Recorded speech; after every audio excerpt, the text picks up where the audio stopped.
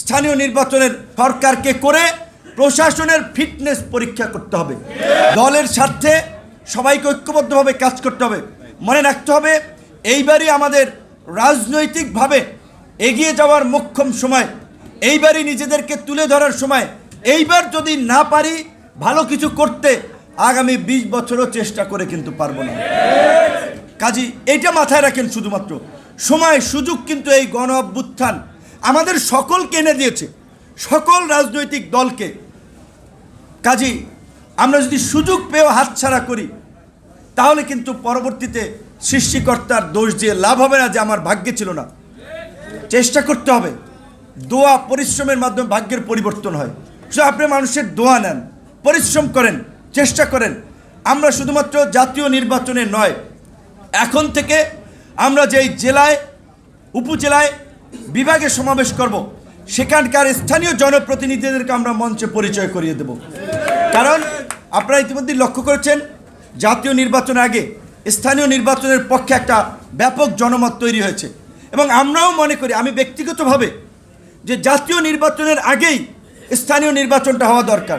কারণ এখন এই প্রশাসন রাতে ব্যালট বাক্স ভরে না দিনের বেলায় বিরোধী দল, ধরেন ভিন্ন মতের লোকজনকে কেন্দ্র ছাড়া করে নির্দিষ্ট দলের লোকের পক্ষে সিল মারে, সেটা তো আমরা বুঝতেছি না।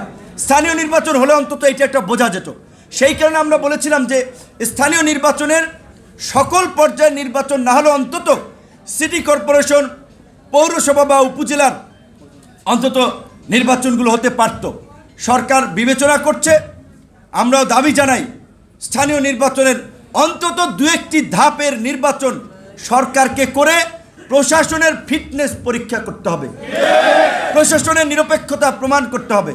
কাজেই সেই ক্ষেত্রে যদি স্থানীয় নির্বাচন হয়, আমরা ইউনিয়ন পরিষদ, উপজেলা, পৌরসভায় তো আমাদের দলের প্রতিনিধিত্ব থাকবে।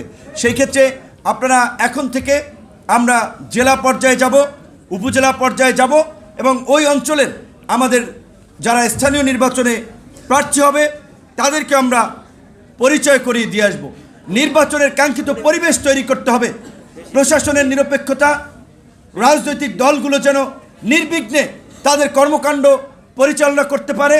কোনো বিশেষ দলের যে আধিপত্য প্রভাব প্রশাসনের চোখের সামনে চলছে, পেশি শক্তির আধিপত্য, এগুলো বন্ধে প্রশাসন এবং সরকারকে কার্যকর ব্যবস্থা নিতে হবে। এবং এই সরকারকে সব ধরনের সহযোগিতা গণ অধিকার পরিষদ করবে। সেই ম্যান্ডেট নেওয়ার জন্যই, জনগণের আকাঙ্ক্ষার আলোকে দলের আগামী দিনের কর্মকৌশল নির্ধারণের জন্যই আজকের এই মিটিং।